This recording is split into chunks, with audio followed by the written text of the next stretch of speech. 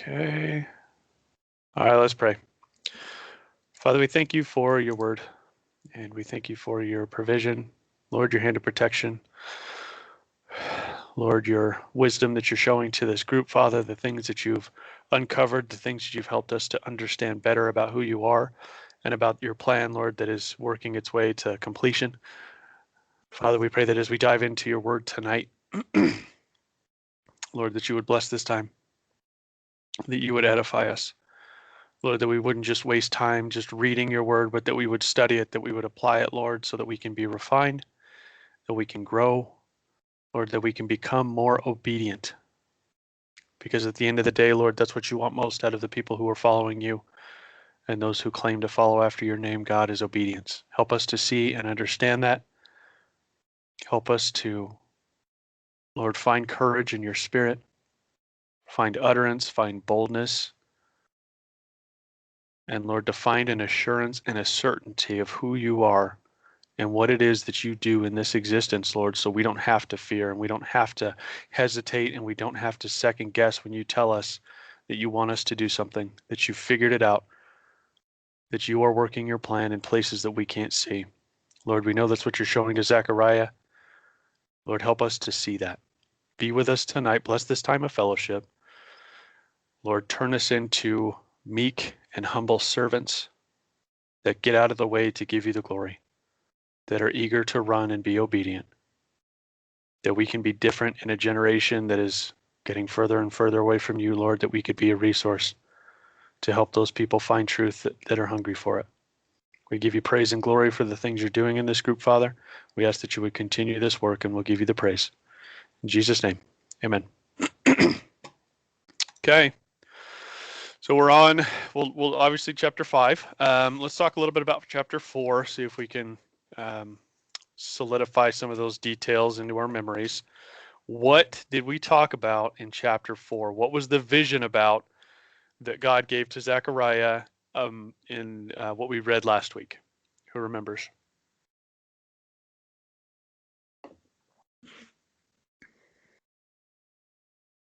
We had one primary vision of something. What was it?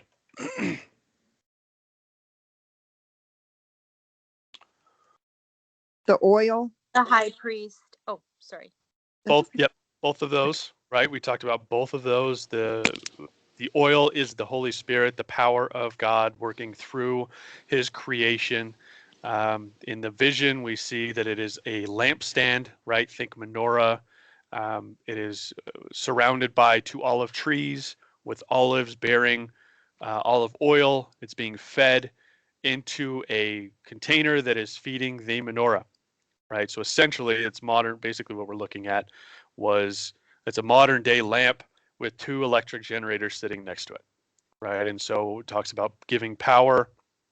That God is providing his power through the Holy Spirit in that vision, in the same way that he's doing that through Joshua and Zechariah to help Zerubbabel facilitate the plan that God assigned Zerubbabel. So basically, chapter 4, we started off obviously last week, the introduction of this character, Zerubbabel. He hadn't been talked about yet, but he was one of the teammates that God had assigned as part of this coming back from exile and facilitating the building of the temple and completing it and then reestablishing worship to God. Zerubbabel, his name actually means seed of Babylon, which is apt, right? He was born into basically royalty and favor in Babylon and then came back as kind of the political figurehead for the Hebrew people, representative of the Persians, assigned as the authority figure over them as they returned. So he had favor, right? We looked at that. He grew up in favor in Babylon, was educated in basically high society. And when he returned to build the temple, him and the people were initially met with pushback because of the people that were there, the people who were descendants of the people taken off into bondage. And essentially, initially, I mean, we read through Ezra 4, right, where the people came and said, hey, we want to help you build the temple. And Zerubbabel says, no, we'll do it. We'll build the temple for our God. And then obviously after that, they made enemies, and those people tried to stop the building of the temple, which they succeeded. right? We see that they initially only were able to build the foundation. And then, fast forward 15, 16 years, that's when we see Haggai, that's when we see Zechariah bringing these visions and this word from God saying, all right, quit twiddling your thumbs. You have a job you initially came back to do. I want you to finish it. And I know that you're discouraged, and I know that it looks like things aren't going the way that you want them to, but I'm showing Zechariah that behind the scenes, I am sovereign and I am facilitating success. And so that's kind of the encouragement that we're seeing through Zechariah to not only Joshua in his discouragement, but as well as Zerubbabel. So the message that we're pulling from this chapter is that God will enable us to finish successfully. And I would put the caveat on there, which we'll talk about a little bit today, is if we are obedient to the direction God gives us. Right? God is not interested in blessing our plans. Right? That's not the theme of Scripture. Right? Our plans need to go away. Our flesh, our desires, those all have to die and be replaced with the intentions and the direction and the plan of God. And he will bless that, right? Because he's in the business of blessing what is his. And he basically says, you're welcome to take part in that if you do it my way. Right? Now, we look at the circumstances from the physical, and this is Zechariah seeing God working in the immaterial. That's obviously the common theme here. So this vision that he is given of a menorah with the olive trees at the side with the bull feeding, that's what we talked about. It's an object being powered. And the illustration is God is providing that power through his creation, through his spirit being produced through Joshua and Zechariah to enable Zerubbabel to finish what God wants to be done, which is finish the temple, right? And we see some stuff that's included. We've talked about previously the vision of the future that God is giving to them, regarding the Messiah.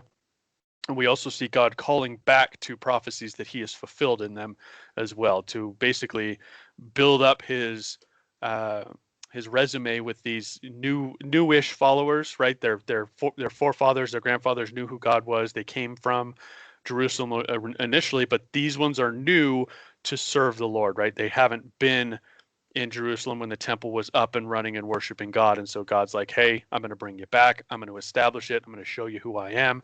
Don't do what your forefathers did that caused them to go to bondage. Do it differently, and you'll see blessings because of it. Now, in verse 4, we see that Zechariah can't determine the symbolism of this vision. He knows what the olive trees are. He knows what the menorah is.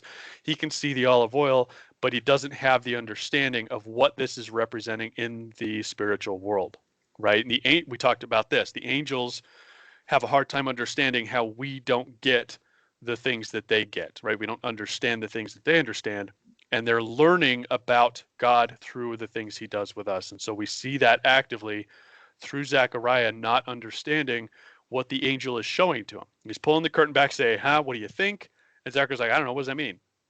And the angels respond. We see it twice in this chapter. The angel responds like, you don't get this? Are you really not understanding this? And then he gives him the answer, like he clarifies it. Now, after the first time, in verse 4, he says he doesn't understand it. Essentially, the angel goes off on a monologue and says that the vision means not by might nor by power, but by my spirit, right, says Yehovah. God is illustrating the supernatural with the natural so that we can understand it. This is a common theme of how God shows and teaches us things about his wisdom and his understanding and his plan, is he will use the created world and order and operations of the physical to demonstrate and illustrate the things that are happening in the supernatural. That doesn't mean we're going to 100% understand it, but we can get the concepts, right? We see in the New Testament that the temple and the tabernacle were shown to Moses as an image of the temple in heaven, in the heavenly realm where God resides. He did that so that the people could understand how he operates from where he reigns, from his throne. Right? The things in the Old Testament are a shadow of the things in the New. So God continually does this work where he'll hint at something, or he'll show us something, or he'll give us an image of something. And with his Holy Spirit, he can illuminate the understanding, and we can put those two pieces together. Okay, if that makes sense. So basically, the oil being fed into the lamp equals the power from the Spirit. The two olive trees represent Zechariah and Joshua, who, thanks to God, have the Holy Spirit. And through them, he's going to empower Zerubbabel to finish the job that God brought them to do. Now, in verse 7, we look at the fact that, or we look at this capstone that cries grace. Who did we determine that was?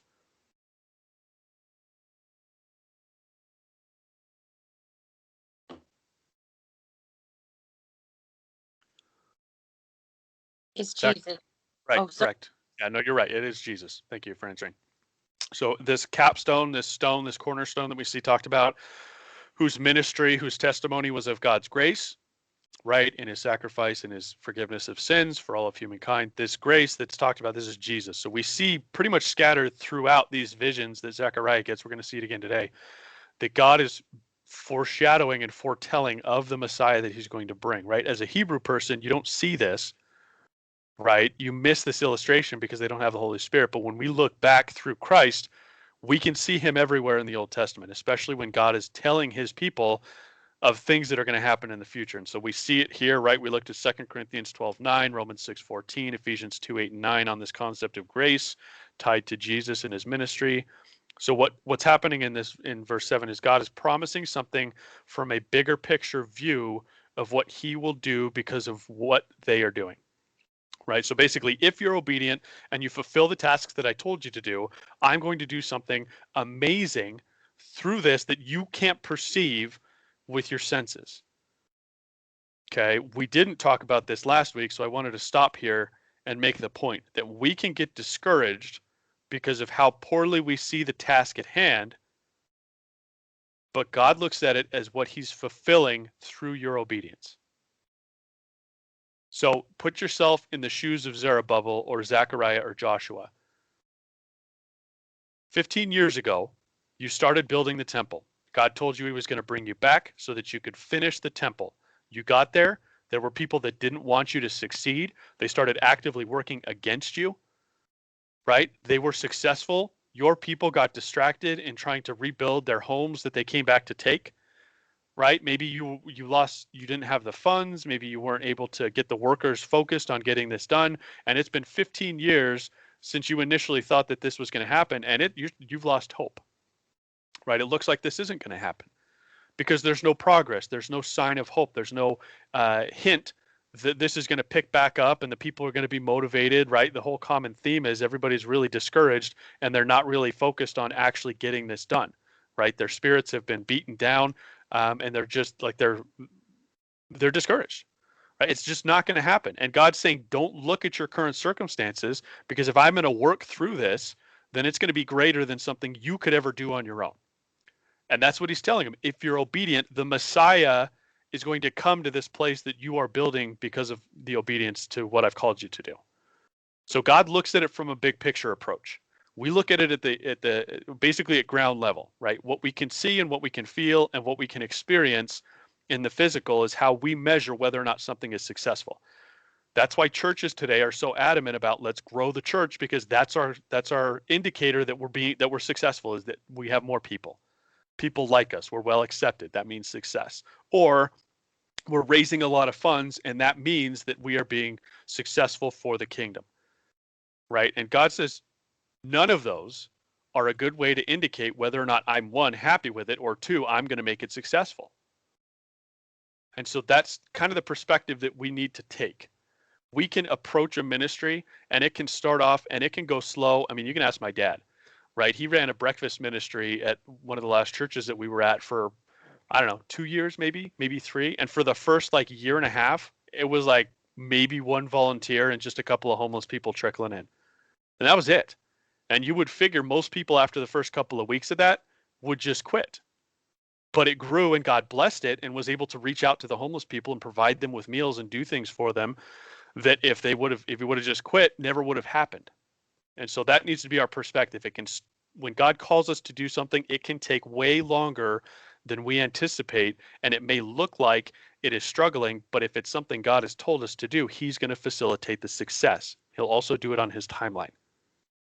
Right? So that's something we need to keep in mind as well. So we should not get discouraged when things look down or low or unsuccessful, because this whole message of Zechariah is God's sovereignty comes from the immaterial. So there may be things he is facilitating that we can't even see that will result in success years down the road according to his plan. right? You grow up as a Hebrew in bondage in Babylon at year 60, and you spend 5 or so years, and you have no hope of ever leaving that bondage. But meanwhile, in a couple of years, God's going to facilitate you going back to the place where you initially came from. Does that make sense? I mean, it's probably an oversimplification because we're dealing with the next generation, but the concept still stands. You can think that there's no end to what's going on, and God can change that and turn it into something completely different in the matter of, a year, a day, 6 years, whatever it is according to his plan, but it's going to be successful if he's the one that's behind it. Okay, we talked about in verse 7 that he is reminding them of Daniel's prophecy, that they are within the window of Daniel's, that 70 weeks that Daniel had prophesied, the 69 weeks from the announcement of the temple being rebuilt and the Messiah being cut off was a specific countdown of days, and they were living at the starting gun, right? When God basically, through Artaxerxes and through the political powers, brought them back from bondage to start Daniel's countdown, right? And we looked at that. It's specific. It's not just some random period of time that we can't understand. It is a specific set of calendar days that they would be able to actually count down, so they could figure out at which point of the plan they were in. And God's saying, don't forget, you're in this plan. I've told it to Daniel, and it's going to see success, and the work that you're doing will affect the Messiah that I'm going to bring. In verses 11 through 14, Zechariah still doesn't quite get it, and he does need some help understanding, and so the angel gives him a response. The takeaways from chapter 4, God has law and order that he sticks to facilitate his plans and the things that he is enabling. Okay, so what this means is God doesn't just randomly and mysteriously make things happen, right? He's got order. He's got a system in place. He's got processes and people that he'll delegate to go and accomplish things that he wants to be accomplished, in the same way that a leader over a kingdom would send people out to do jobs for the kingdom, right? There's a process. Having a council, determining a plan, going out and facilitating that, getting people on a team to go and do that. We see the image of that in Zechariah, and that's God's working. So it's not mysterious. I mean, it's mysterious to us because we can't see it, but he's showing us that there is a process and there's order to that. We need to understand that, because that gives us some insight into the character of God. He isn't an exact God. He is very calculated. People think that he's just working this plan, kind of flying by the seat of his pants, just reacting to the things that humans are doing and what Satan's doing. But the picture we see is God is fully sovereign, and only through his decrees of, or an allowance of, wickedness does it happen. We're going to actually look at that in today's chapter.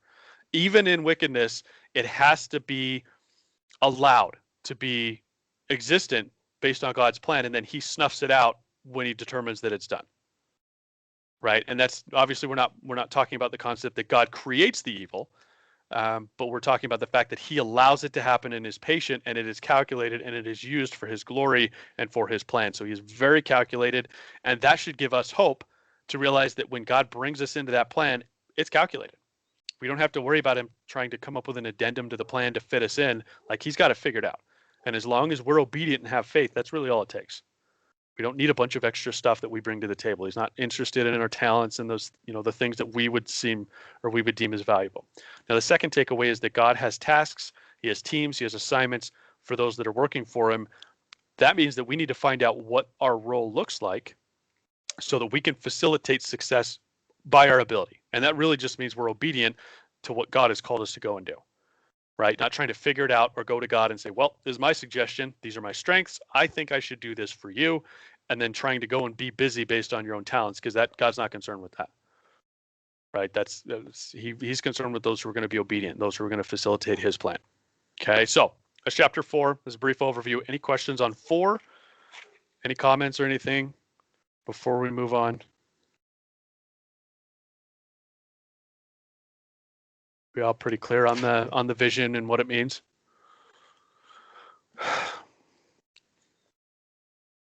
All right. So chapter 5. Everybody go to chapter 5. We'll start in verse 1, and we will read to verse 4. So this is a vision of a flying scroll, right? One of the visions that we're seeing in this first section of Zechariah. And it's a little odd, I would say, but I think the message is pretty pertinent. kind of in the same vein of what he's been showing Zechariah before. So in Zechariah chapter 5, verse 1, he says, "And I lifted up my eyes and looked, and behold, a flying scroll. And he said to me, what do you see? And I answered, I see a flying scroll. Its length is 20 cubits, and its width 10 cubits. And he said to me, this is the curse that goes forth over the face of the whole earth. For from now on, everyone who steals shall be cut off according to it, and everyone who swears from now on shall be cut off according to it. And I will bring it forth, says Yehovah of hosts, and it shall go into the house of the thief, and into the house of the one who swears falsely by my name, and it shall remain within his house, and shall finish it, and its timber and its stones." All right, so we all understand what a scroll is, right? Scroll contains a decree, a deed, a contract, things like that. And this one's flying, and so the angel is showing Zechariah, hey, look over there, and we see just an abnormally large scroll. How big is 15, what is it, 20 cubits by 10 cubits? Does anybody know how big that is in feet?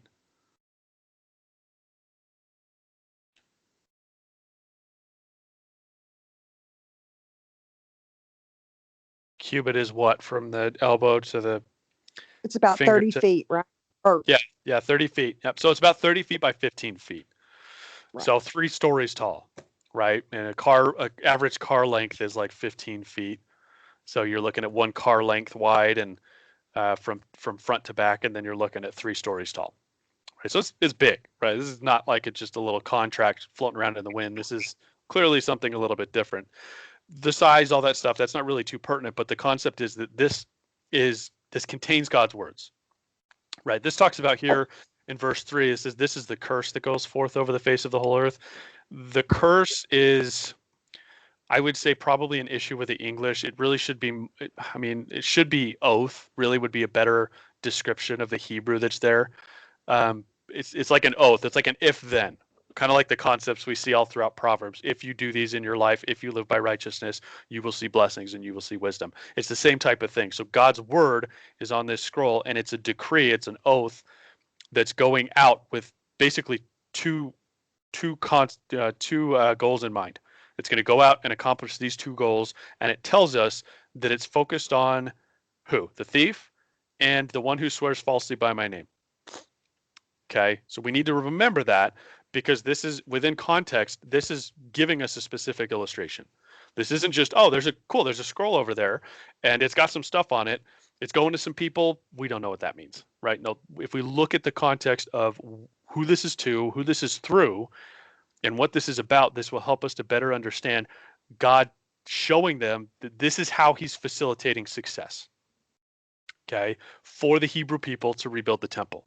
So the content of the scroll, it's an oath that goes forth over the whole land. That's what it says, right? This is a curse, or this is the oath that goes forth over the face of the whole earth. That's better understood in the Hebrew as the whole land. So the area that they are in, everywhere that they're residing. So it's going to the thief and the one who swears falsely. Now, in verse 4, it says that it's Yehovah who will bring it forth. Okay, so God says, I am bringing this forth. It contains my oath, and it's going to the thief and the person who swears falsely by my name. Right? So basically, God's signing this and saying, I'm doing this. So we have to ask the question, why is it going to the thief? And why is it going to the person who swears falsely by his name? How does that affect the Hebrew people who are in Jerusalem trying to rebuild the temple? That's really that's the context of what we're looking at, because this is still a vision to Zechariah. This is still a message that's supposed to go to the Hebrews, and it's supposed to go to Joshua, and supposed to go to Zerubbabel. So how does this apply to them? Basically, what we're looking at is this is going to go to the house of the thief and the house of the one who swears falsely by my name. We talked initially about the pushback that Zerubbabel received when they got to the land. Right? Who were these people? Was it friendly Hebrews that were trying to that were trying to stop the rebuilding of the temple, or was it their enemies? Was it people who were falsely following after God? Falsely following after God. Right. They said, and when we read in Ezra chapter 4, if you didn't catch it, go read Ezra chapter 4, verses 1 through 8. Their response in their request to Zerubbabel was, can we build the temple with you? We haven't been able to serve your God. We want to serve your God. And it's been a long time since we have. Right? This is an image of people. They weren't interested in serving Yehovah. How do we know? Because when Zerubbabel told them no, they immediately became enemies and tried to stop the progress. So they weren't honest when they told Zerubbabel they wanted to help. They just didn't want to see success. So they were probably trying to get in the ranks to cause problems from the inside to make sure that it didn't succeed. And when they couldn't get in, they just did it the old-fashioned way. Now, the first thing that I thought of is when you have someone that's trying to build something and you want to stop them, what's the quickest way to basically halt their progress? What are a couple of ways that someone could stop building of a project? I don't know if any of you have any sort of criminal history, like some of us. Sabotage. You could sabotage their project. And how could you sabotage their project? What are a couple of ways you could do that? Right. Obviously, we're not dealing with power tools and stuff like that, so it's not like they're siphoning gas and stuff like that. But what's a simple way you could hinder progress? Destroy Words. their materials. You could destroy their materials. What were you going to say, Harry? Words. You were going to say words? Okay. Words. Yeah, words. Slander. And steal their Like money. bringing There it is. Okay, who said that? slander. No, the one before that. Someone said something Oh, about vicious. stealing. Steal their stealing money. Stealing. If you were to go and stop someone's progress, you go to a construction site, you're trying to, picket and foment their plans. If you were able to steal some of their valuable things valuable tools, valuable resources and equipment, that would be a really good way to hinder progress, especially when you're dealing with people that are coming back, don't have an established government, don't have a huge funding pool to be able to go and buy other resources, right? Scripture doesn't tell us that the enemies were stealing the goods. I went and looked to see if I could find something that maybe alluded to that, but it's a pretty easy concept to recognize when you're dealing with people, 3,000 years ago, and you don't have a super complex building project. If you stole some of their stuff and they had no resources to either rebuild or replace it, their project's done. And so God's sending this decree out and saying, okay, so the first category is the people who swear falsely by my name. So that's the fake people who tried to get in the ranks with Zerubbabel and pretend that they wanted to go worship God. So we know the people that are there stopping this project are people who falsely claim to be followers of Yehovah. So this decree is going to them. And then the second one is this is going to the thief. So if I were a betting man, which I'm not, let's just say I'm a guessing man. So I'm a guessing man, and I look at this in context, I would say the odds of the people coming against the Hebrews in building this temple probably involved the theft of tools and resources and things that they needed to see this project completed. That would be the two dots that I would connect in looking at this story. There's other ways they can sabotage. Absolutely. They can burn materials and do those types of things. But we see God's oath going out to these two people. And then what happens? These two columns, these two groups of people. And then what happens? He says, it shall remain within their house, and it shall finish it, and its timber and its stones. Finish there should be understood as consume. God's oath will go out against these people that have done wrong, and it will consume their living place. It will find them and it will destroy their homes, right? And it says specifically it's timber and it's stones. So what God is showing here is he is facilitating clearing the path for the Hebrews to find success. He is going to get the people out of the way that are causing the hiccups in their work project, and he's going to be the one to deal with them. How's he going to do it? He's going to do it with the words of his mouth. He's going to do it with his in this case his oath. And this is the same principle that we see how he deals with us through all of the wisdom books and Proverbs. He says if then. So this is going to be the same thing. If you fall into the category of someone who is falsely following after me and falsely swearing by my name, then your home's going to be destroyed. And if you have been found as a thief, then you're going to face the punishment of that, and it's the destruction. It's going to be your house will be consumed. Now, God's not saying he's literally lighting their houses on fire, because we're looking at this from the spiritual.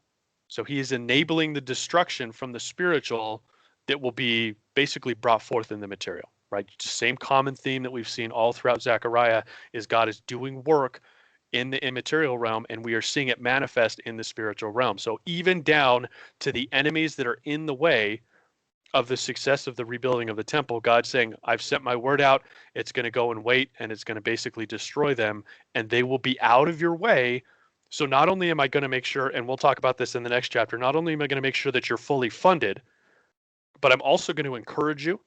I'm going to show you a little bit about what I'm doing behind the scenes. I'm going to tell you about the things that are going to happen in the future. By the way, look at all the things that I've done historically that I promised and that I have fulfilled, but I'm also going to put something in place to be able to take care of the enemies that are standing in your way. Right? And we look at this symbolism, this imagery of a flying scroll with containing God's oath going out, and I immediately thought of Isaiah 55:11. Right? So it is my word that goes out from my mouth. It will not return to me empty, but will accomplish what I desire and achieve the purpose for which I have sent it. And we look at that and just think, oh, that's nice. God's illustrating that his word's just going out into the ether, and that when it returns, it's going to have done its job and be successful. God is showing us that it's a little bit more concrete than just his words, vibrating through the atmosphere, right? How we understand it, sound is created. But he is like it's symbolized in this oath that goes forward to accomplish a plan, and that when it returns, it will not return void. It's a little bit easier to understand when we can see that it's going out in written form, like it's like this summons that's going to someone in a letter that's going to accomplish something, and when it comes back, it will have successfully accomplished that. Does that make sense? It's a little bit easier to understand some of the verses that God gives to us when he illustrates how he operates in the spiritual realm to the physical. It's a lot more, there's a little bit more of a reality to it when there's an order and an operation versus just a mystery as to how God accomplishes the things that he does. Does that point make sense? Yes. Yes. Okay, because that's what he's showing Zechariah, right? And so Zechariah is going to share this with the people. Hey, guess what? Zechariah gets through the first couple of things that he shares, and someone in the back raises their hand. Oh, but what about our enemies? They keep stealing all of our stuff, and they're pretending that they want to worship our God too, and they're swearing, kind of like how you see the Assyrians come against Hezekiah, and they're telling the people, oh, well, don't listen to him. He's not actually listening to God. Listen to us because, of the success that we've seen. Right? They're trying to confuse the people, and Zechariah's like, oh, hey, I got a vision for that. Let's go here and I'll tell you about it. It's going to go out in the form of a scroll, and God's even going to take care of the people that are standing in the way. And this is how he's going to do it with his word through this oath, and it's going to happen in equal measure, because the way that this negative thing happens to the people who we would consider wicked in this story is the same way God applies principles to those who follow him, those who are Christians. It's an if-then. If you're obedient, then you'll see blessings. If you seek wisdom, then you'll get it. If you initiate and show me you're serious, then I will draw near and make it successful. So if you're wicked, if you reject me, then I will facilitate a hard heart. If you choose wickedness, then I will facilitate destruction in your life. Right? So God's not playing favorites when it comes to those who follow him. He works based on the same principles either way. We just have to choose the proper side, and we'll see the blessings in our life as a result of it. And now we can understand a little bit further. The next piece to that puzzle is God is actively working behind the scenes to facilitate those things in our lives, right? We can say that this oath goes to the thief and the one who swears falsely by God's name, and it sits in his house. But what about those who are Christians when God says in his word that we have before us that's written in the physical, where he says, if you serve me, I will bless your family. If you teach your children my ways, I will bless them, and they will see the fruit of your obedience in their life. We could picture the same way. God's oath went out, it sits in our home, and it accomplishes what he sets it out to accomplish. Now we can realize that in the fact that he's given us his word, right? We have his written word, so we have that physically and we can see that. But in the immaterial, that's how he's operating. Now I'm not saying that if we were to peel back the curtain, we would see an innumerable amount of flying scrolls going about. We're just seeing here that God is illustrating this is his word going out. It's an illustration of something that he has spoken, a principle that will come to pass, if that makes sense. Okay, so that's the first vision.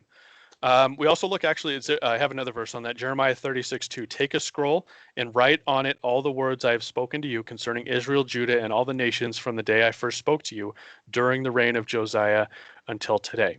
Now, this is God telling Jeremiah to do something physically as a representation of when he records his words, they will come to pass. And the good part about having it recorded is you can go back and point to it and say, remember 1,000 years ago when I told my people I would do this? You can follow me because I fulfilled it through you. Okay, so a couple points to take away from just this section here before we look at the next vision. Point number one, when God decrees something or makes an oath to be fulfilled, his word will go and accomplish what he said. Sometimes that will have an angel working on that plan to go and facilitate success or to get things out of the way or whatever it may be in between. Sometimes that will look like another Christian praying for us, praying for success, praying for the power to overcome, praying for more Holy Spirit, right? This is where intercessory comes into play. But when God decrees something, when he makes an oath that it's going to be fulfilled, there should never be a doubt in our mind that that's going to happen, right? How we apply this is that those who were against the Hebrews during the work they were sent back to do need to be removed as a roadblock. We already covered that. Ezra 4, 5, and 6. We talked about that. The theft, who was causing problems. Ezra 4:2. So basically go and read Ezra 4, 1 through 8, and that'll contextualize the problem children that were getting in the way. So the principle to how we would apply this personally is if God tells us something, it's going to happen. Regardless of if we get short-sighted, regardless of if we get discouraged, or even if we lose focus. That should be encouraging because our default setting is discouragement. It feels like sometimes, right? It's not natural for us to just immediately look at our situation and say, this is good, right? This is even though it looks like things are unsuccessful and falling apart, I'm cool. This is grand, right? It takes growth to get to that perspective. Now, when I say that when God tells us something, this isn't just some general thing where if you see a promise in God's word, we can say, yeah, that's going to come to pass. This is also in line with if God speaks to you about something in your life, it's going to happen. Okay, and we talk about this, right? Oh, God's faithful to his word. He fulfills his promises. That includes when we're in prayer. That includes when he illustrates something in our life or when he gives us insight into the plan that he's working in a ministry or in a purpose or an obedience that we're following after. Because I think a lot of times, I mean, first off, Christians don't even put the effort in to try and communicate or spend time with God. So that's their first problem. The second problem is people don't stop to listen for God's direction and input, and they don't sit down and wait to be counseled by the Lord. They don't get quiet time and be purposeful about this time that they spend with him. And as a result, they miss out on this communication that God wants to have with each one of us, right? Those who are his children, he speaks to. We know his voice. And that means that when he tells us that he's going to work something out, or when he tells us that he's going to provide for something, and he encourages us with that word in the same way that he's encouraging the people through Zechariah, we shouldn't have any sort of doubt, right? We can have kind of those moments and those little periods of time where it's like, man, things look rough, right? But the way that we pull ourselves out of that and the way that we avoid getting stuck in that for 15 years, like the Hebrews, is we remember who God is, and we remember what he's doing, and we look at what he illustrates to Zechariah, and we realize that, like, it's done. God looks at the project as if it's finished. It's already been authored. He's just moving the pieces to facilitate it and execute it so we can benefit from it. That's why he does it. It's for our benefit. So if you're praying to God and he interjects and he says, you know what? I want you to do this. And you're not certain why, but maybe he gives you a little bit of insight. It's going to help someone, right? Or it's going to impact this person, or I'm going to bless this, or I'm going to provide for you through this, right? It's just something little. That should be enough for us to be able to sit back and say, it is going to happen. And if it takes 15 years when we thought it would take 14, then we're still patient. Because there's no area of scripture, there's no example where God said he was going to do something and then man thwarted his plan, or Satan overcame his plan and he wasn't able to fulfill it in the way that he promised. It just doesn't exist. So that's kind of the personal application. Now, if you're not into a position where you're spending time with God and sitting down and having him counsel you through his word and direct you and chastise you, then odds are you're going to be missing some of the specific things he can tell you about your life and the things that are coming in the future and the things he wants you to be focused on and doing. But that's the end goal, right? We spend time with God. We spend time in prayer. We listen for his response. We listen for his direction. And in the process of that, he's not just going to give us these little seeds. This is something that I've had to learn the hard way, is we paint God into this box that he's only going to respond in specific ways. He's only going to give us short 2-3 word answers. He's only going to give us direction, and he's never going to give us insight into things beyond that. Now, most of the time, that's really what we see, right? Little interjections, directions, corrections, things like that. But in some instances, he can trust us and tell us more. He can say, I'm going to do this, or I am working this in your life, or the end goal is going to have this in mind. And that's stuff that he gives to us as hope. And it's personal and it's encouraging. This is literally the picture of what he's doing through Zechariah. He's still doing that today. So if we're missing out on that, that should be a focus of, okay, God, I need to do a better job of getting in a quiet place and listening for your voice, so that when you do want to share those things, I can hold on to those like golden nuggets, and those can get me through the low points that I'm going to face. Because yes, God has given us everything that we need in his word to grow us and mature us, but he still wants to talk to us, and he still wants to guide us and direct us. And most importantly, like we see through the Psalms and we see in Isaiah, he wants to counsel us. Okay, so this is basically God making a grand example out of Zechariah and the people to show that he wants to counsel those who are following him. And that can include time and prayer alone with him. Okay, so that's one of the big takeaways from this entire vision that we're looking at here. So let's stop real quick. Does anybody have any questions on that? Does that make sense?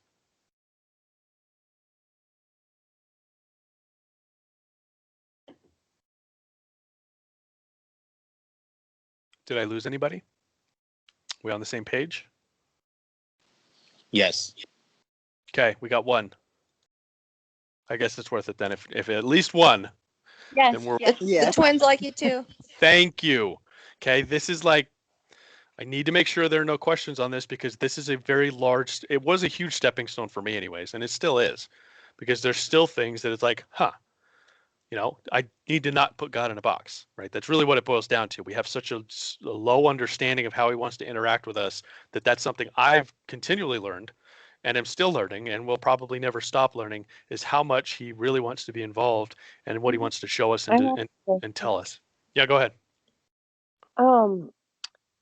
I always heard that this was a misconception, but it's something that my mom told me when I was little. She was like, when you have something really special to tell God, don't tell him out loud, because the devil can hear you.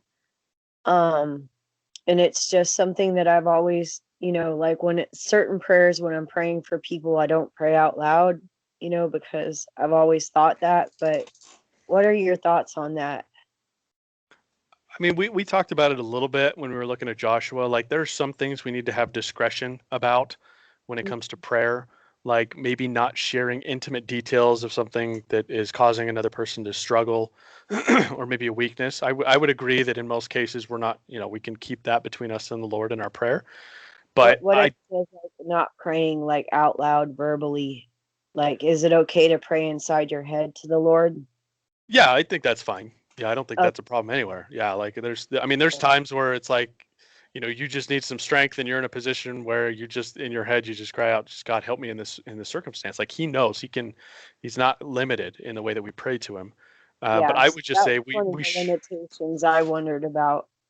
Yeah, some people would take that to the extreme and say, well, we can't pray out loud at all, right? And I don't think that that's the case whatsoever. I think that prayer out loud helps us, right, more than it would really hurt us. But I think it goes back to that discretion, right? When we're praying for people or circumstances, maybe, in some cases we'll keep that between us and the Lord. God's not going to not hear the prayer because it's not out loud.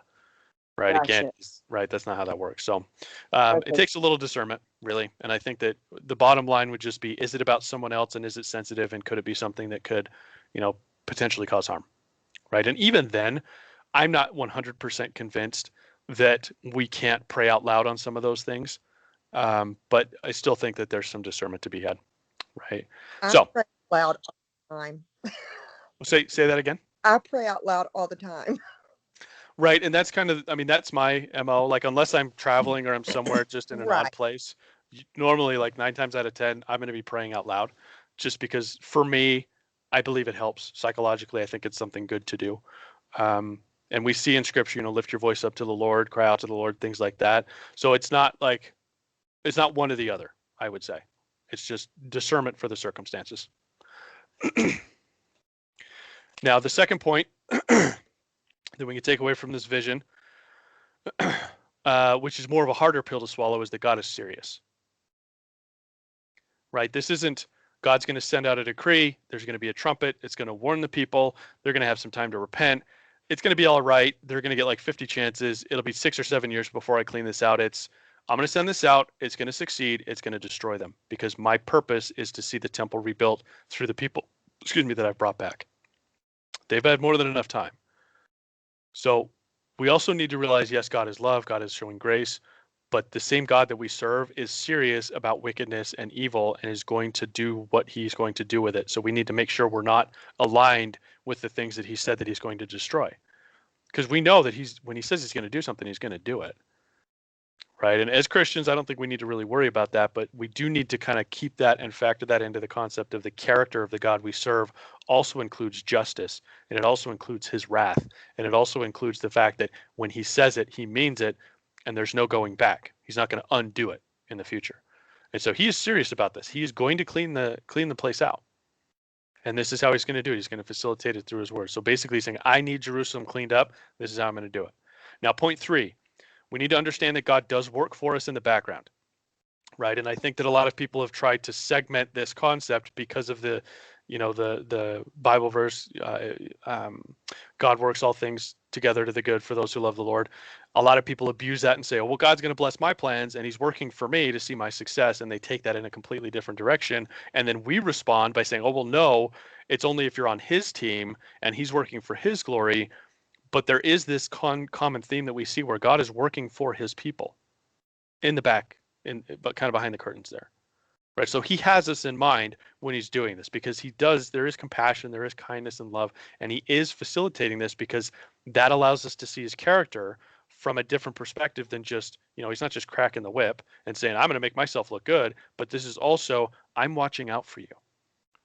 I am putting forth effort in my plan to make sure that what I've set you out to do is successful, right? And you see that in the illustration of our day-to-day jobs. A leader will actively be involved in seeing your success for the common goal. A boss will tell you to go and do it, and they won't even facilitate or help or provide the supplies that you need, right, to go and see that thing done.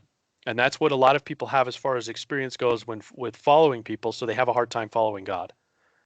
Like, why would I follow him? He's just going to leave me hanging. He's going to go and tell me to do stuff, and I'm going to look like a fool, and if I don't know how to do it, it's not going to get done.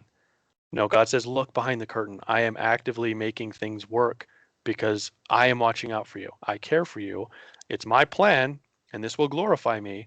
But because of your obedience and your loyalty, you're going to be blessed because of it. You have me on your side. We see that all throughout the history of the Israelites, and we see that today, right? We don't see it, but we see the manifestation of it in the physical because of the things he's doing in the spiritual. So he does it on a grand scale, right? His sovereignty over creation, mankind, political powers, governments, and authorities. But he's also exact enough that he can do that and take our life into account for us to be able to see that success, right? So the visions are to show the people what he is doing and that they should be encouraged, that he is on their side. He is actively a part of the plan. He is behind the scenes to facilitate success. He's not just telling us to go out and do it and leaving us on our own, high and dry, to either succeed or fail. Okay, there's a big difference in the way that we perceive God and his character when we realize he's involved in that process versus he's just sitting on a throne somewhere hoping that we get it right. Okay, now, so that's the first vision. Second vision is a little bit different and a little bit weird. And it's a little bit of a harder pill to swallow if you take the wrong perspective from the picture that's being painted. So let's read it first and then we'll peel it apart. So in Zechariah 5, verse 5, it says, then the angel who was speaking with me went out, and he said to me, now lift up your eyes and see what this is that goes forth. Right? So the angel grabs his attention.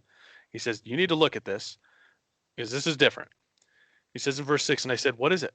And he said, this is the ephah that goes forth. And he said, this is their form in all the earth. Right? And this is basically in the Hebrew, the illustration is this is the iniquity. This is the wickedness that goes throughout all the land. And in 7, he says, and behold, a lead cover was lifted up, and a woman was sitting in the middle of the ephah. And he said, "This is wickedness." And he threw her into the midst of the ephah, and he threw the lead stone over its opening. And I lifted up my eyes and looked, and behold, two women came out. And as the wind was in their wings, for they had wings like the wings of a stork, and they lifted up the ephah between the earth and the heavens. And then I said to the angel who was speaking with me, "Where are they going with the ephah?" And he said to me, "To build a house for it in the land of Shinar, and it shall be made ready and placed there on its own place." So it's important that we go and pull things apart on the little details, because this one's a little bit harder to understand. I mean, we kind of get the concept, right? Wickedness is being sent somewhere. But what does this mean? So the first thing is, what's an ephah, right? If you look at that, you say, okay, well, I don't know what that is. Probably a container, and just leave it at that. It's a little bit harder to understand. Now, what is an ephah? It's a Is it a vessel basket? to hold Cool. grain. Yeah. Yeah. It's a basket to hold grain, to measure out grain, right? So this measurement of wickedness is personified in this woman, right? So it's basically a measuring barrel. And he's saying, look, this is the measurement of their iniquity through all the land, right? And it's in a measuring container. Okay. Now, the second thing is, it's got a lead cover on it. Why would you use a lead cover for something? What would be the purpose of a lead cover as opposed to just an ephah cover? Probably made and entwined like you would the regular baskets of the time. So that what's inside can't get out. Correct. What is inside that is being contained, right? It's like the first thing I thought of is like when you get the pet bug and you get that little plastic terrarium with the little, you got the little handle on top, and it's got like a covering with a little plastic gate that flips up, and you got like your grasshopper in there or your tarantula or something, and you really don't want that bug to get out as a kid. So then you put the rock on top of it, and somehow the bug still gets out. Like that's kind of the image that I had, right? It's an ephah with a lead covering so that the container can hold the contents of that container. And in this case, it's a woman who represents the wickedness of the people. So this angel takes basically he's like, hey, look at this, right? Pulls the lid up. What do you think? Okay. And then he like throws the woman back into the container and slams the lid shut. And he threw her into the midst of the ephah, and he threw the lead stone over its opening. Like, there, take that, like slam shut. There you go. This is what you're looking at. Now, I want you to pay attention to where this is going. Okay, is really what he's showing in the next portion. He says, and I lifted up my eyes and I looked, and behold, two women came out, and the wind was in their wings, for they had wings like the wings of the stork, and they lifted up the ephah between the earth and in the heavens. And I looked for an old-timey illustration of this. I found one, but it was really low resolution, and there's a lot of really bad art on this vision, so I didn't get one. But basically, pan out, and you're looking at the earth from, the heavens, and you see these two women carrying this ephah with wickedness in it over to somewhere specific. Where did it say that it went? Shinar. Okay, so Shinar. So we know where it's going. That's an actual place. It's not just a symbolism in the immaterial. It's not somewhere where we don't know. Where is Shinar? What is that land? Does anybody know? Babylonia. It's Babylon. Yeah, Tower of Babel. Yeah. And we see that, right, Sandy mentioned it. We see this is the exact place that the Tower of Babel was constructed. I think I wrote it down, Genesis 11. Yeah, Genesis 11, 1 through 9. You see this talked about when we're dealing with, they actually settled in the land of Shinar. We see this is where the Hebrews were taken into captivity, Daniel 1, 2. And Yehovah delivered into his hand Jehoiakim, the king of Judah, along with some of the articles from the house of God. He carried those off to the land of Shinar, to the house of his God, where he put them in the treasury of his God. So we see wickedness in the form of a woman being sent out, taken, right? Again, we're in the spiritual, to the land of Shinar. Now, what happens? What are they doing for this woman in the land of Shinar? What does it say in verse 11? What does it mean to build a house? What is that a representation of?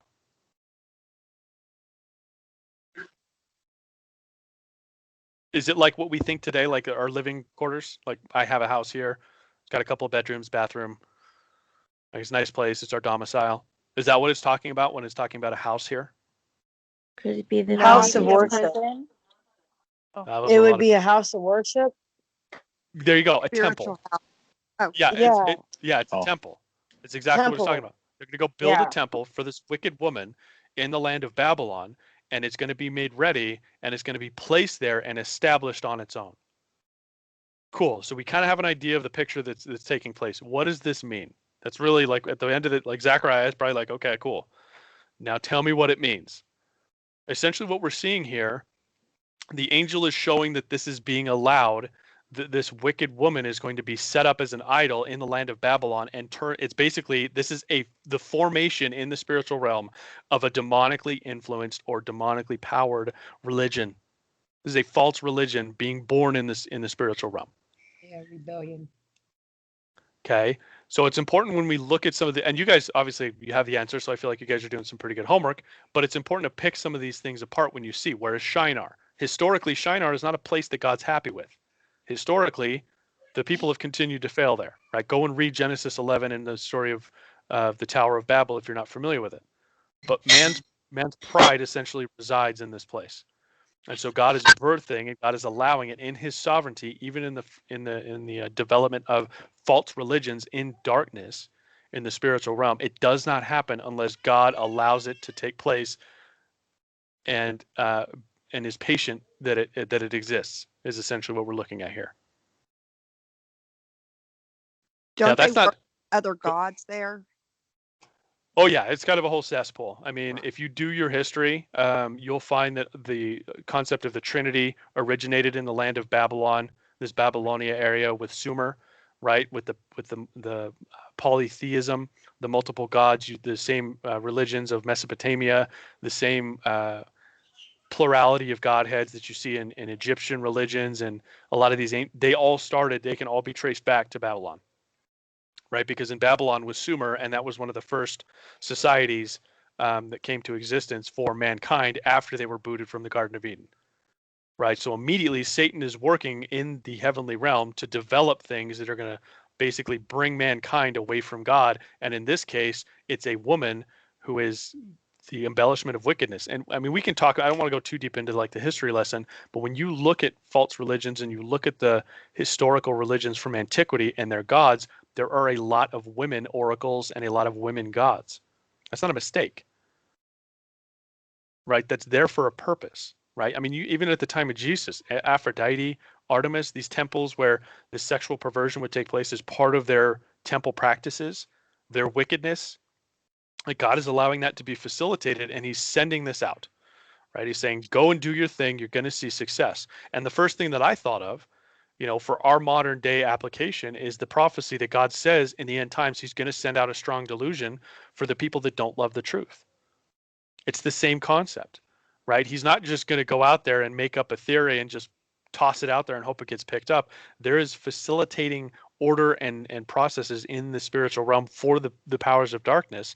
And that's what we're seeing here.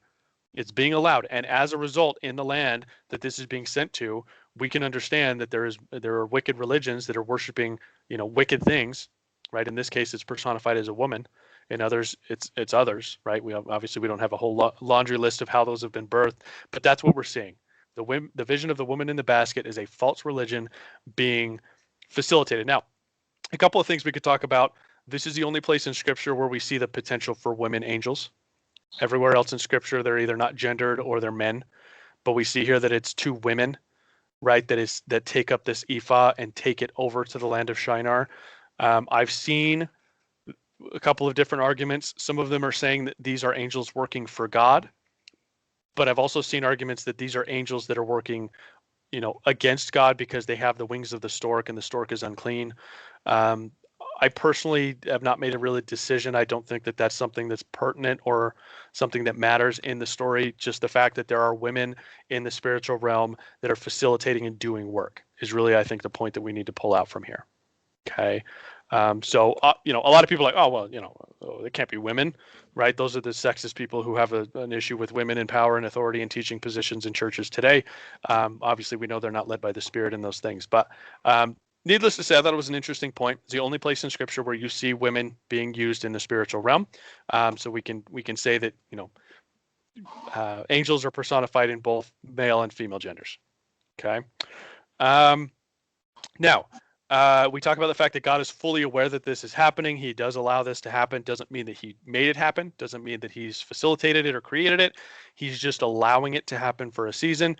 And the first two religions that I thought of were, when we look at this, were Islam and Mormonism, right? And for the longest time, I mean, we understand, right? Joseph Smith had a visitation by an angel. Muhammad had a visitation by Gabriel, is what he claims, and they birthed these new religions. And when you study these, I'm not saying go and study them, but when you study like Mormonism, for example, and you look at the intricacies and the details, either Joseph Smith was a genius in the way that he put a lot of this stuff together, right? And I'm not saying it's perfect. It's got a lot of problems, but just the breadth, like how much content was put out, and how it so similarly emulates what we see in Christianity.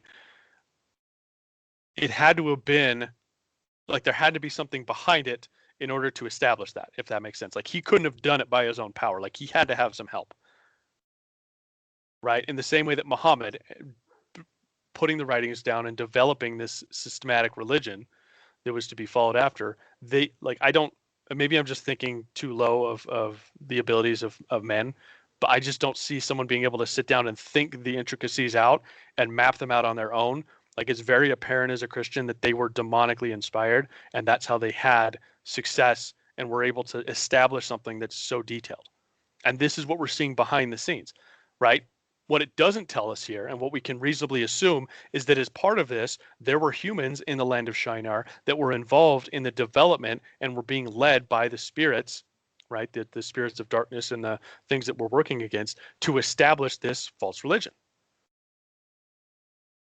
And so it makes a lot more sense when you see these with huge followings with tens of millions or hundreds of millions of people, and you look at the writings and you say there's little glimmers of places where it kind of makes sense, but as a Christian I can discern that it's not the truth, but I can kind of see how people would follow after it.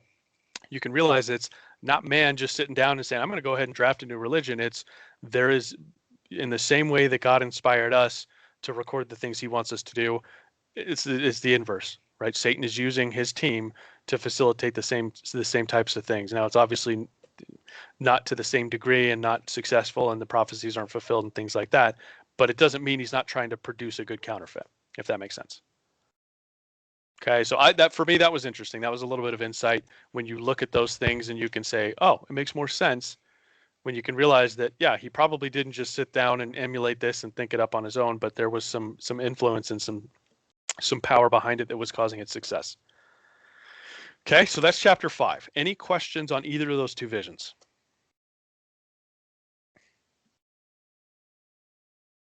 Make sense? Yes. Cool. Yes. Okay, good. Now let's talk real quick about the context of chapter 5. So these are the takeaways. God's word will go out and it will accomplish what it's set to do. God works behind the scenes to help those who are his. Okay, those are two points put together. And then the other one is false religions and wicked systems are established in the spiritual realm. Okay, just the same principles as we're seeing all throughout Zechariah, common theme continued here. The character of God for chapter 5, God is actively involved in his plan, and if we are on board, he does the heavy lifting that we can't even see. Okay, that should be some encouragement for us. Now, we do have time. I was hoping we would. We'll go through chapter 6 because it'll be a nice clean break.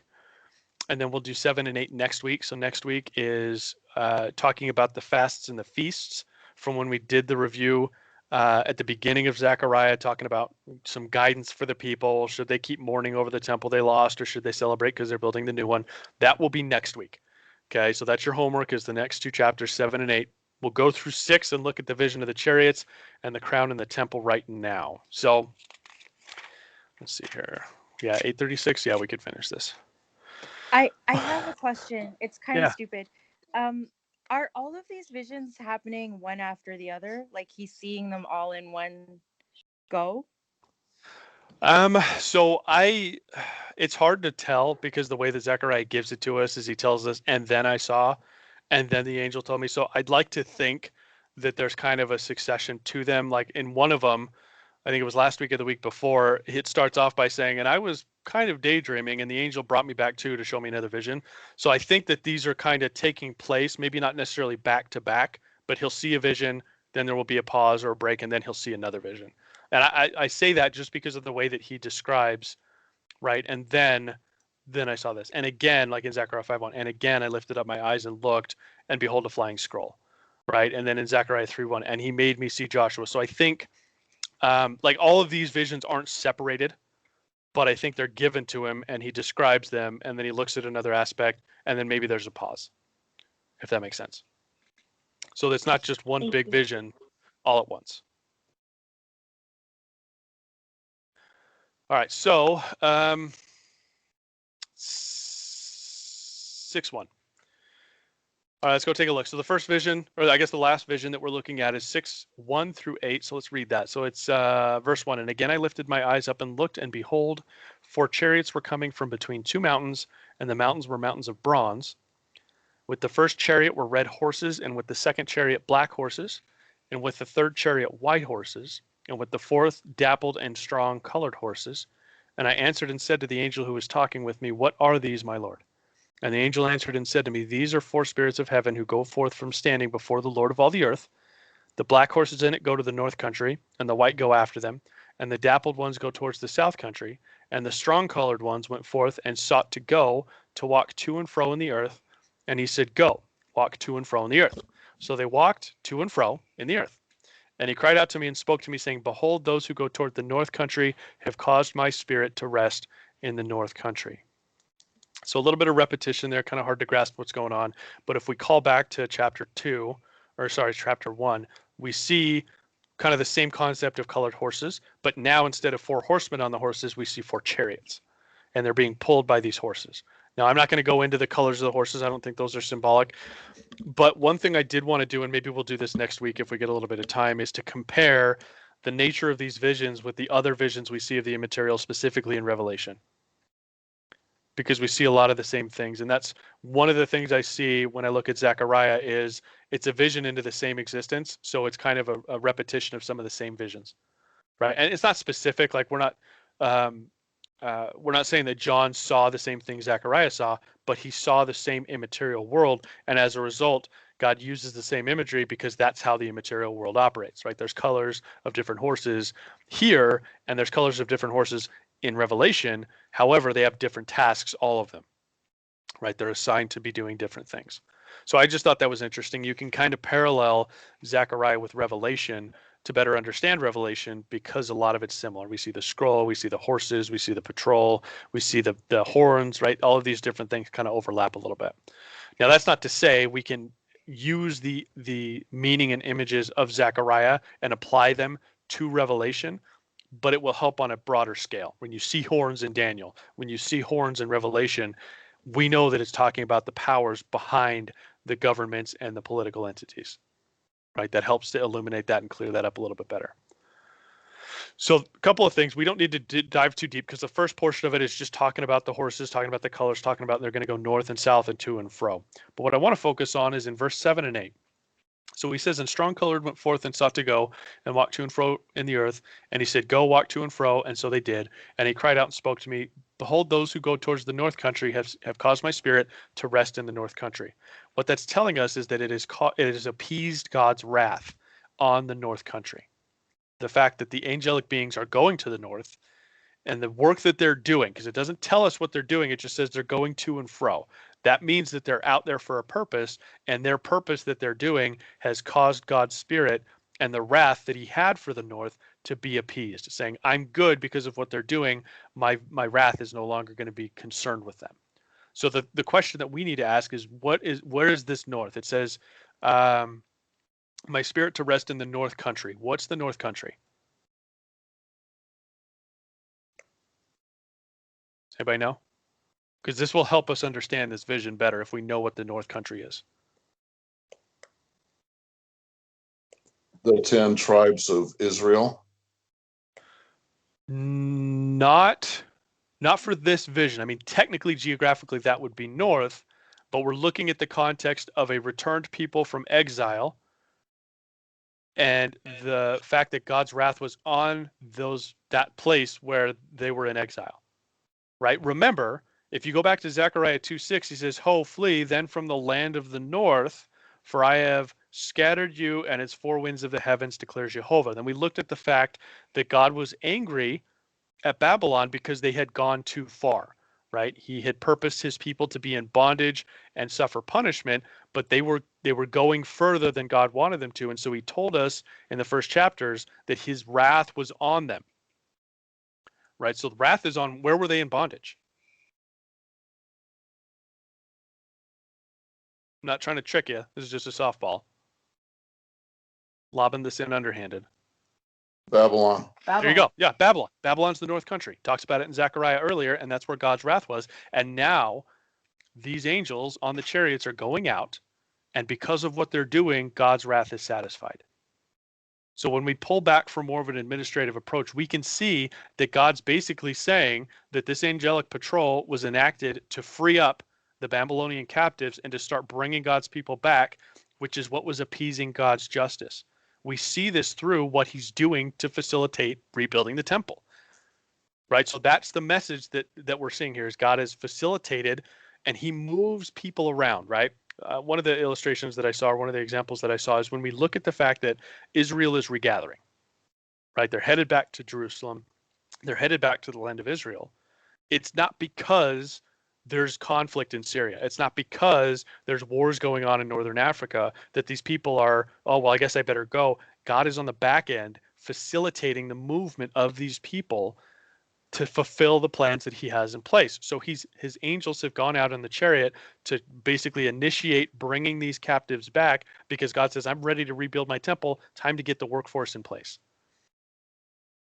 And so God plants the seeds in people when they, he basically facilitates this. Okay, well, I guess maybe we should let you go back and rebuild your temple so you guys can worship your God. They're in Babylon, right? They're enemies that have brought them, defeated them, and brought them into captivity. But just all of a sudden, they had a change of heart and decided, well, I guess we'll let you go, right? God is working behind the scenes to do that, and he's showing us that these chariots are actually the ones doing this particular job, right? That's the level of sovereignty. That's the level of detail that God has accounted for in his plan. When he needs people in places, he can do that through natural disasters. He can do that through political revolution. He can do that through the development and destruction of countries and entities and kingdoms and powers. Like we see that all throughout history. So God is on the back end facilitating the movement of people, and this is what it looks like. He sent chariots out to go out and patrol and do his work.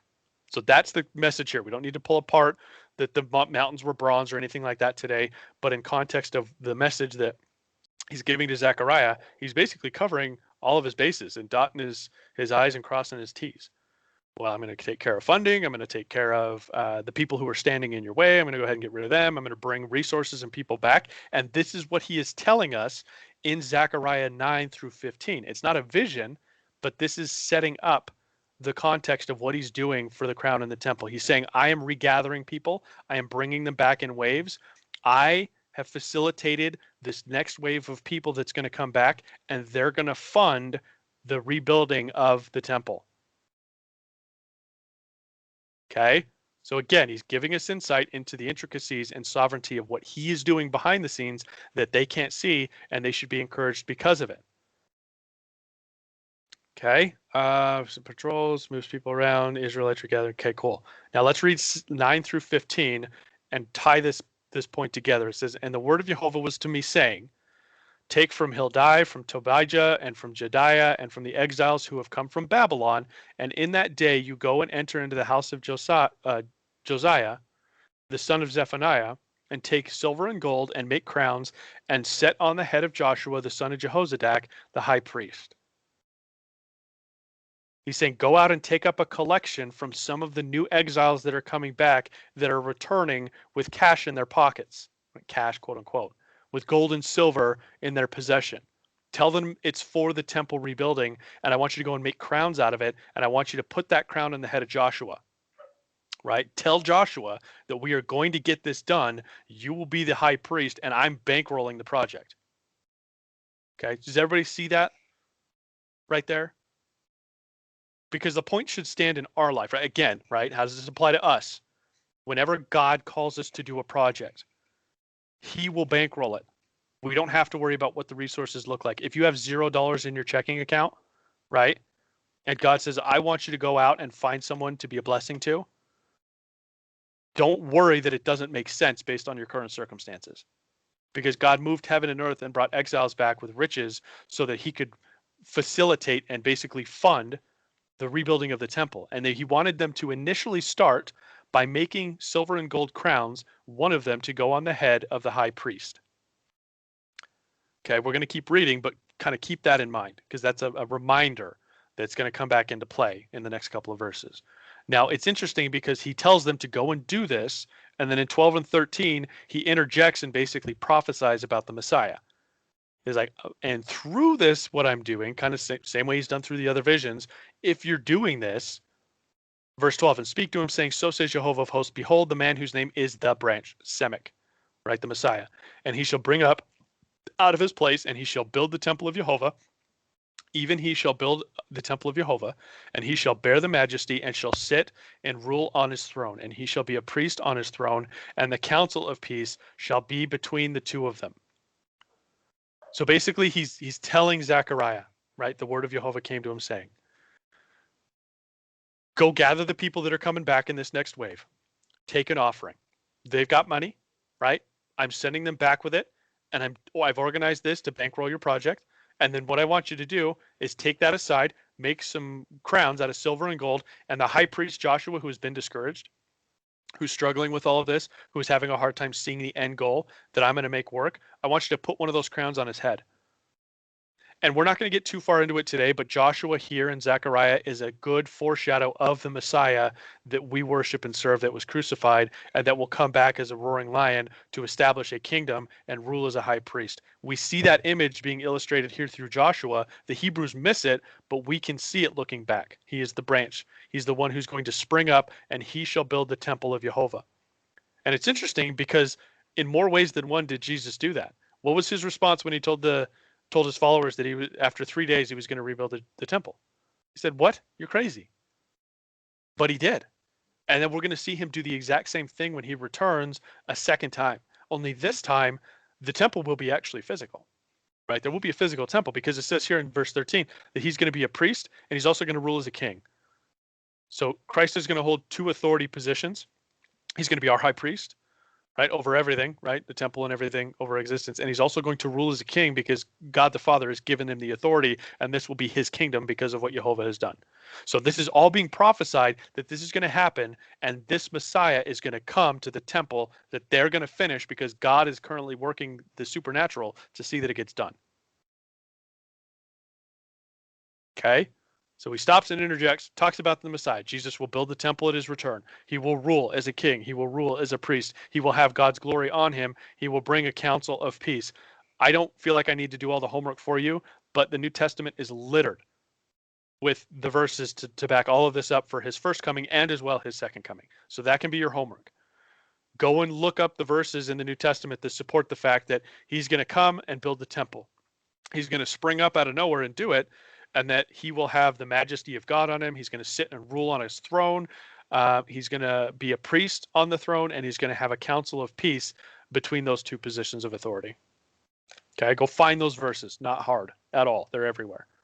Okay, now he wraps it up in verses 14 and 15, and he goes back to kind of the message that he was at. So he's like, I want you to do this. By the way, the Messiah is coming. It's all going to happen. This is all how this ties into. Look at the future. These are my promises. And back to the crowns. And the crowns will be a memorial in the temple of Yehovah to Helem, to Tobijah, and to Jediah, and to Hen, the son of Zephaniah. And the distant ones shall come and build in the temple of Yehovah. And you shall know that Yehovah of hosts has sent me to you. And this shall be, if listening you will listen to the voice of Yehovah your God. You will know it was me, and you won't believe it that I'm the one doing it, right? Until it gets finished. So he's saying, I'm going to bring people to come and help build the temple.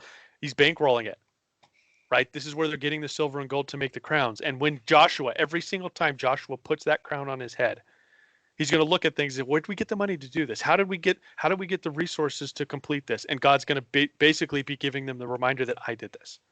I facilitated this. I, in the heavenly realm, brought your people back with the resources to build to put together this crown because you guys had nothing. You were at a standstill. You had no progress. You had no resources. You were unable to complete this. But because of what I've done, you will remember the way that I work for you moving forward. And even more so when you see the Messiah come and fulfill these things that I have promised will take place. Because guess what? Zechariah and the Hebrew people and Zerubbabel and Joshua, we get to see the same thing that they do when Christ returns and establishes his kingdom and fulfills the promise of rebuilding the temple. We get to see that when they see that at the same time. And God's going to say, remember when I told this to you 3,000 years ago that I would do it? Here's the proof. You wrote it down. Go back and look at it if you're confused. Now, how do we apply this to ourselves? Just like I said, if God calls us to do something and it looks like we're not going to be able to do it, he's going to provide and make it successful. Right. And a lot of times I think, and this is, not to reach into the prosperity gospel side of things, but a lot of times this is going to be based on how well our faith allows us to be obedient when things don't look good. Because at the end of verse 15, what does he say? Let's do this. And this shall come to pass if you will obediently hear the voice of the Lord our God. There's a responsibility on our part to step out in faith, because it takes that obedience in order for God to facilitate the miraculous that he's going to do. So the question is our faith built on something strong enough that we're not scared to take that step where we can't see? That's the question. Okay, and I don't know where some of you are on this, right? I don't know what experience you've had when it comes to God providing for you, but just personally as part of my testimony, I've seen God come through supernaturally in more ways than one. And ever since I've seen him do those things, there's not been one, and I'm not exaggerating when I say this, like there is not an ounce of me that is ever worried about whether or not there's going to be enough resources for either me, my family, or a project that he's put in front of me. Like I've seen him come through. He's provided through people for circumstances that had no clue what was going on in my life. And they just came up and gave me money. Like, hey, God told me to give this to you. And they didn't know me. They had no idea what I was going through, the things I was struggling with, but God said, I'm on it. So that's why one of the reasons that the scripture tells us to be generous is so important to be obedient to, because when we are generous, that includes giving in areas where it may be tight or it may be a little bit too much. But God says, I want you to be generous, because when you do that, it gives me an opportunity to show you that I'm faithful to provide. And that's not just a general promise, because it is a general promise, but it also is applicable as we get more serious and as we're maturing and as God is giving us more responsibility to do stuff, that when it looks like we don't have the ability or the resources to make it happen, that we still step out in faith anyway. God tells you to go out, you have no money in your wallet. He says, I want you to go and give, and this is just an example, but he says, I want you to go and give somebody, $50. And you're like, I don't have any money. And so you try to talk yourself out of it. But after you become more seasoned, you say, okay, cool, I'm going to go. I don't know where you want me to go, but I'm going to take the initiative and go. And on the way, you run into someone that pays a debt that they owed you. And now you have the money to go give someone, the money that God told you to, or you find money on the ground, like whatever it is, God will facilitate it. But it says here that if you will be obedient to my voice, it says in King James here, if you will diligently obey the voice of the Lord your God. So it takes initiative on our part. It takes obedience to the things that he has already called us to do. And there is not one single time that God is going to leave you hanging. I'm sorry. Like that is our fear. That is our rational fear in the flesh, is that God's not paying attention and we're going to look dumb, or we're going to find ourselves in a tight spot when he tells us to go and do something. He will never, ever, ever, ever leave us hanging when he says to go and do something. We have to have the faith to be able to say, I will take the step, because I know historically you will never let your children down. That's the faith that we need to apply in our lives, because it's more than just money. Okay. Right. In this instance, we're talking about money, and in some cases, real world example, it is money. Okay. But in other cases, it's resources. It's people with talents. It's people with the skills needed. Right. It's people who have history in being obedient to God that can bring value to projects and help us do what God wants us to be doing.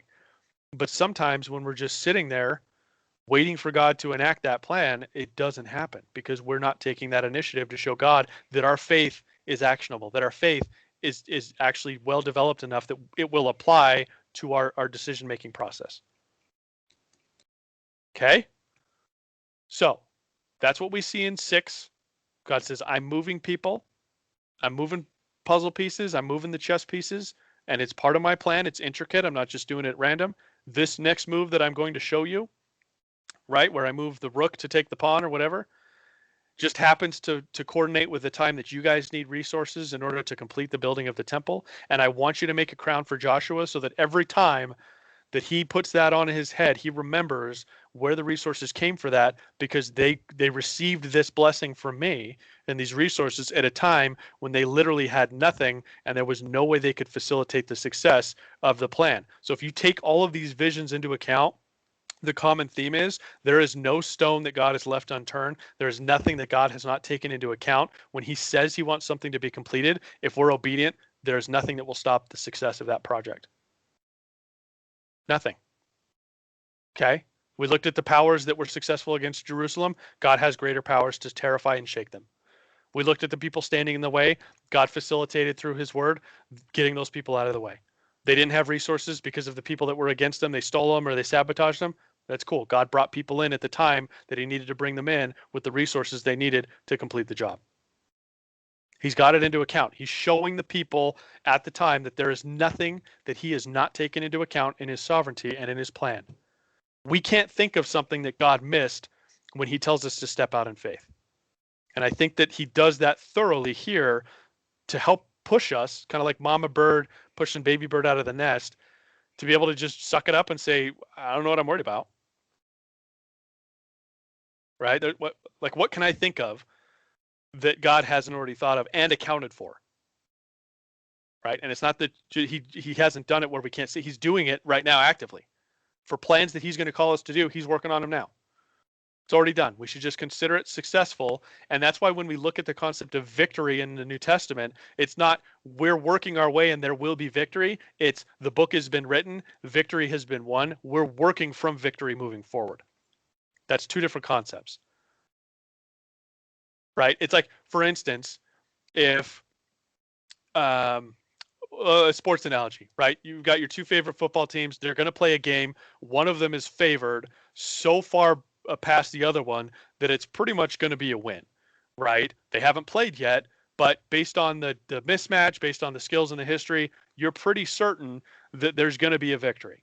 However, human beings, there's always that slim chance that they could lose, right? That's the way that the modern church approaches victory. Yeah, I see your message, Audrey. We will pray for Josh for sure. That's how we're approaching victory. Like, yeah, God says victory's at the finish line if we can get there, and if we're good, it'll be victorious when we get there. No, it's like the game happened 4,000 years ago. We have the videotape recording. We have the finals of who won, and then we move forward from that, knowing that the victory is already in the books. That's the difference.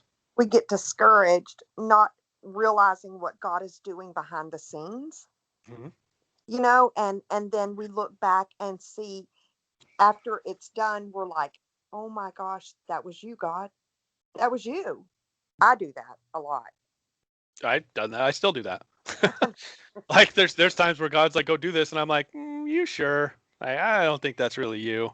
I think you would ask differently, or I think you would ask. And like, we do that. That's just kind of our nature. Now I do it less now, right? But I still struggle with that.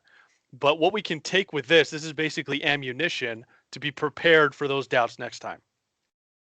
Right? Next time it should be a little bit more of a quicker, okay, I'm going to go do this, even though it seems different, because I remember the grand things God did through the Hebrews, who were faithful after they were brought back from bondage. Because we can look back and see the Messiah came. We all get to see together the Messiah return. So hopefully that's encouraging. This was supposed to be encouraging for the people of the time. Right? I believe that it was, because the goal was finished, right? We don't have kind of an afterthought. It's like a sequel to the book where Zechariah is like, and everything was established, and here's Joshua's thoughts, and here's Zerubbabel's thoughts, and here's how happy the people were, right? We don't really get that kind of detail, but I think it's a pretty reasonable step to take when you can see how intricate God is in these plans and the message that he's showing to them. Can you imagine God giving us the insight as to what's going to happen over the next 7 years and telling us what's going to happen between the political powers, right? And what he's going to be doing and what his success is going to look like and the events that are going to unfold. Wouldn't it be something if he could provide that type of insight to us? Shouldn't that build our faith? Oh, wait, he did, right? That's the thing. We have it in Revelation and in Daniel and in Isaiah. It's all been written out. We may not have the specifics, but we have the whole outline of what's going to take place. So we should be walking with joy and peace and understanding, and basically walking forward from victory in our life as a Christian, as opposed to hoping we make it to the finish line to see victory in the future, if that makes sense. Okay, so we'll end. Context really quick. Context is 6, more insight into God's actions and how he's working. And then God also making the point of his sovereignty, right? I mentioned that when we started the book. This is a good book to better understand God's sovereignty and how it operates. He has order. He has specific processes. He brings people in. He's got his power facilitating the things that are taking place in both realms.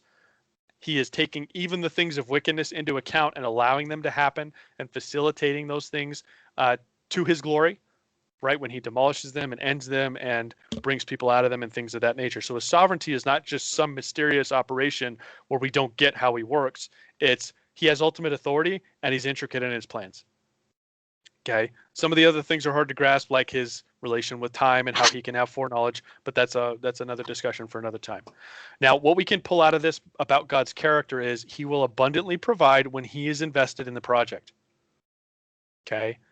Now, this is why it's so important that we follow God's direction for us and we don't just hop into projects to be busy. This is kind of a foundational concept.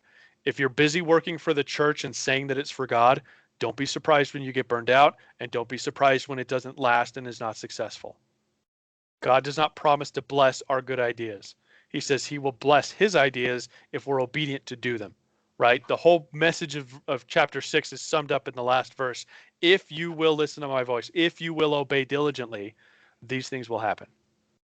So that's our responsibility. It's not a difficult concept. It's a difficult execution, but it's not a difficult concept. It is a simple concept. We align ourselves with God's plan. We are obedient when he calls us to do it. He's got the heavy lifting taken care of. Okay?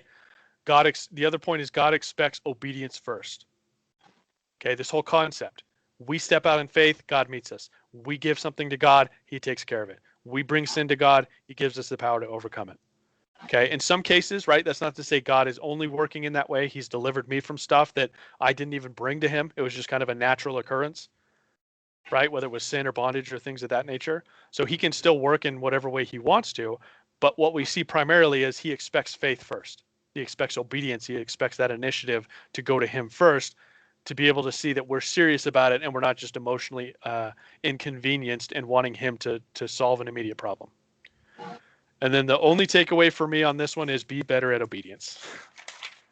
So that's what I have. So let's wrap up. Obviously we're done, but I do want to give you guys kind of a quick second here for question, comment, anything you guys want to share, anything you want to clear up from either of these chapters.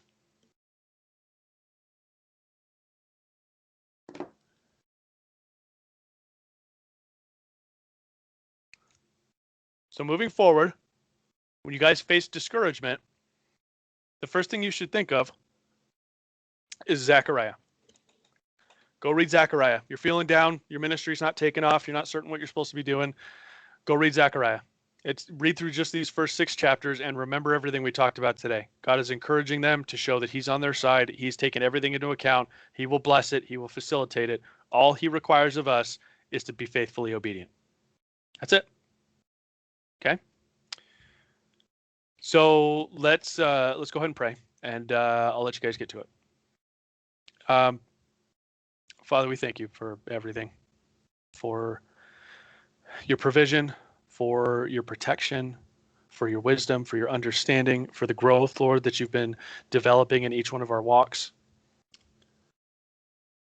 Lord, for the work that you've provided, the bondage that's been broken, the sin that we've been freed of, the gift of your Son, your word, Lord, everything that you've done is in abundance.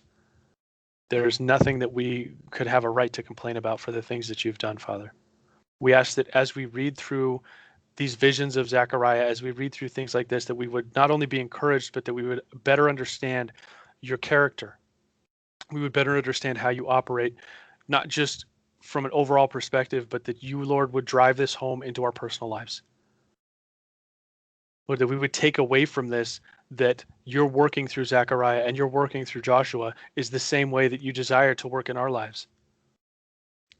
But that we get in the way, that we are the ones that are lazy, that we are the ones that don't prioritize. Lord, help us to see that so that we can die to that pride and to that ego that gets in the way from a deep walk with you. Lord, we pray for more understanding. Your word says if we seek after it and if we long for it and we cry out for it, that you would provide. Because we can see the blessings that it will result in our lives, the peace and the understanding and the joy and the obedience. We pray that you would continue to refine us, Father, that you would do a work in each one of our hearts to shave away the things that are a problem, to let go of the ideas that are not truthful about your word and about who you are, so that we could grow, not in being puffed up, not in head knowledge, but that we would be obedient, that we would be actionable in our faith, that we could step out into the circumstances you call us to that maybe don't make sense. But if we're obedient, that you'll glorify yourself through. Make us into servants. Make us into people who are meek, who are hungry to serve not just you, Lord, but others, to show who you are. To be a servant to other people, Lord, that need it. The ones who are hungry for your truth, the ones who are undeserving, Lord, like we are. Father, I pray that you would be with us this week. Lord, that you would test us, that you would refine us, that you would give us opportunities, Lord, to be obedient, that you would help us to sit still and wait for your counsel, to be able to sit still and wait for your insight. In the circumstances in our life, Lord, in the things that you're preparing for us, show us what you're preparing. Help us to better understand what we can take steps into, that we can take the initiative into, Lord. In the same way that you've made promises to your people throughout Scripture. We're not asking for special things. We're not asking for special treatment. We just ask that you would work in our lives, Lord, in the way that glorifies you. Prepare us for the things that are ahead. Make us trustworthy. We thank you for everything, Lord. I pray that you would lift Charles up, that whatever's going on in his circumstance and his situation right now, that you would be glorified, that your will would be done. We know, Lord, that you are the God that is capable of the supernatural. And we ask that whatever your will is, that it would be done.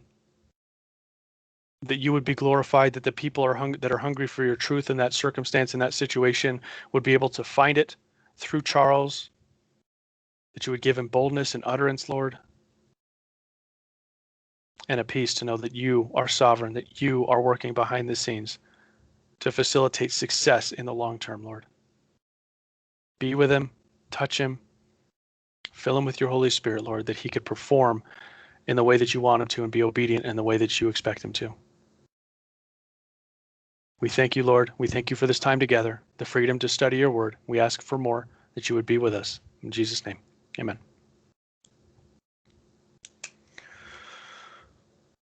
Okay.